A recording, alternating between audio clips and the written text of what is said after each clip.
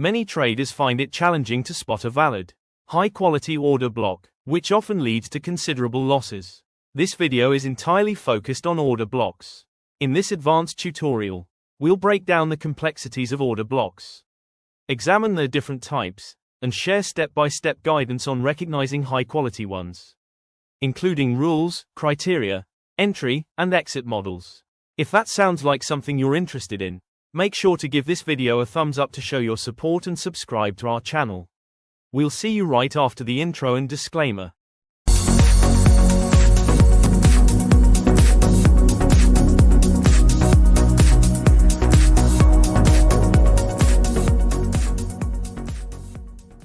Let's begin with the main categories of order blocks. The first type is the standard order block. In a bearish scenario, the standard order block refers to the zone linked to the final bullish candle before a sharp and significant downward move. The reasoning for treating these zones as possible reversal points is the belief that they reflect manipulation areas created right before a major market shift. Traders consider these zones as points where a large number of buy or sell orders were executed. By applying these zones in our trading approach, we can take advantage of the higher likelihood of price reversal and directional change once the market reaches these levels. In this example, we observe that after the last bullish candle formed, the price made a sharp downward push, leaving behind a clear inefficiency in the market. Eventually, the price retraced upward, filling the liquidity gaps created during the decline. As a result, the order block was mitigated, the price reversed again, and continued its bearish movement. The second type of order block is called the primary impulse order block. This type appears when the price fails to produce a strong or decisive move after shifting its main direction.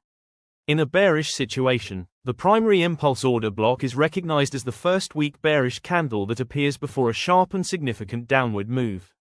It reflects the market showing a lack of momentum to extend its earlier bullish trend, possibly signaling a reversal or shift in market sentiment. Looking at an example, on this chart we have a downtrend where the price created a bearish break of structure by moving below the prior lower low, leaving inefficiency behind. To spot the most recent order block created by price, we focus on the first weak bearish candle that developed before the strong downward push. This candle identifies the primary impulse order block, highlighting a possible reversal or change in market direction. It serves as a key area where the price may react once it revisits that level, offering a high probability trading setup. Recommended broker is Longhorn FX for traders' opportunities. The third type is the wick-based order block.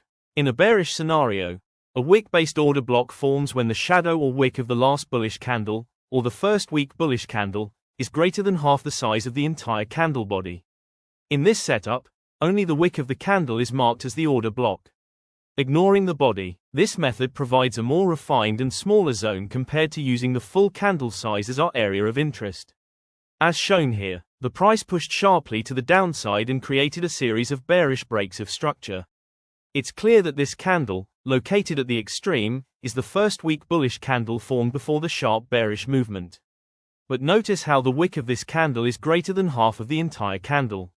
As mentioned earlier, we should highlight only the wick. That becomes our order block instead of considering the full candle size. Let's move on to the next type, the engulfed order block. In a bearish scenario, a bearish engulfing order block occurs when the entire body of the last bullish candle is completely engulfed by the next candle. This indicates a strong surge of selling pressure that outweighs the buying momentum, leading to a sharp downward move.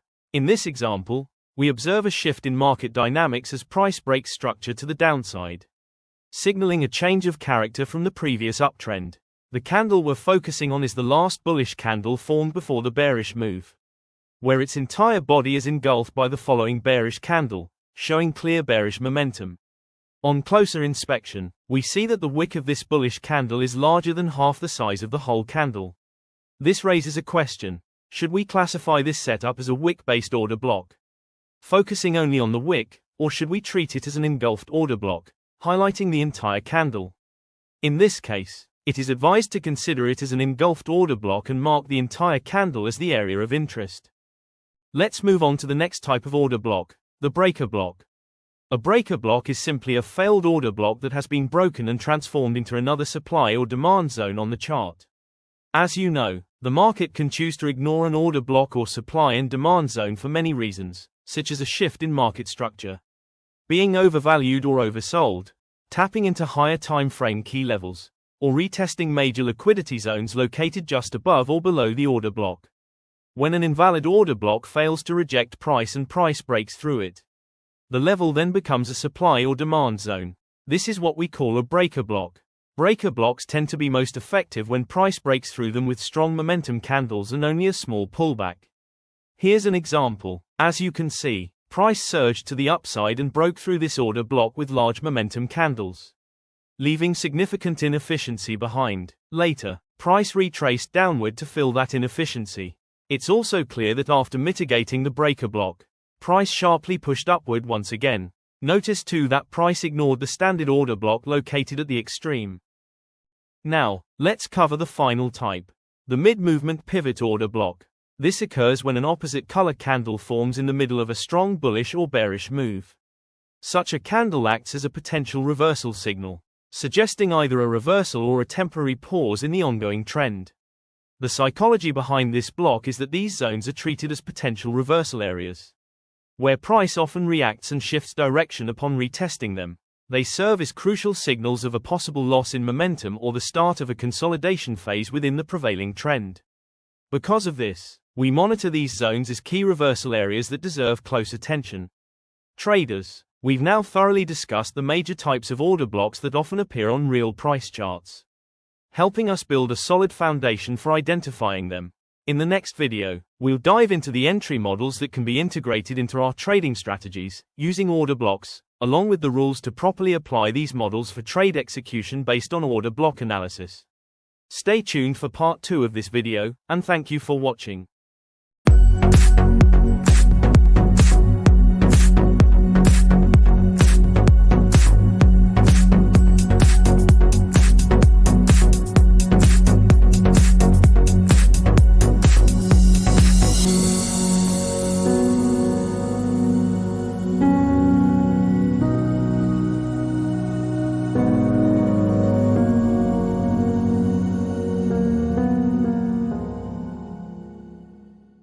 I hope you found this video informative and valuable. Don't forget to hit the like button. And if you're new here, make sure to subscribe and turn on notifications to stay updated with all our latest content. We genuinely appreciate your feedback and suggestions. So drop your comments below and let us know the topics you'd like us to cover in future videos. Your support means everything, and we look forward to seeing you in the next episode.